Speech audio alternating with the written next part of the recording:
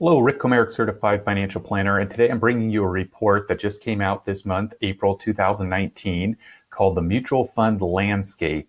And what we see here is, let me go ahead and minimize this, all the mutual funds, or at least a large set of them, in 2018. So this looks at last year, and it turns out that this set is looking at 4,576 total. Of that, 1,460 are fixed income, 1,090 international, and then 2,026 in the U.S. equities. This represents $8 trillion in assets, so it's quite a large sample. And here's kind of the punchline of the whole thing. How many of those funds have actually survived and outperformed?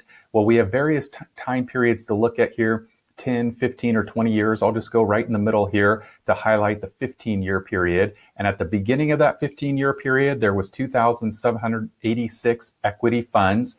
And after 15 years, only half of them remained. So half of them were dissolved, liquidated, done away with. They didn't make it, as it were.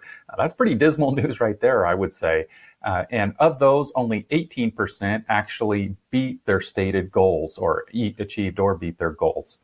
Fixed income shows a similar story, and so we'll go past that.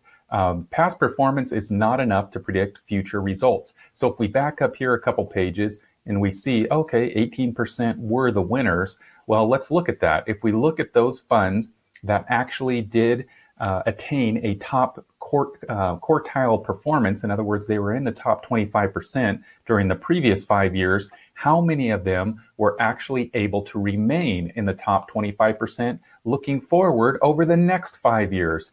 And well, you would think at minimum, at least, a quarter of them would be in that quartile.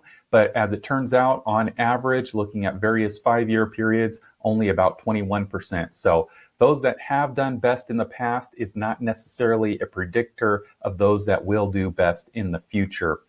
Finally, there's two other things to highlight, and that is that high cost can reduce performance. So if we look here, we'll just look at the middle one again.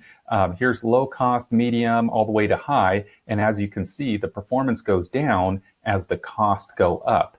And the final area is to look at turnover right here. This is an area that a lot of advisors forget to talk about, and it is turnover. And what we see here, once again, is that as turnover increases, performance goes down.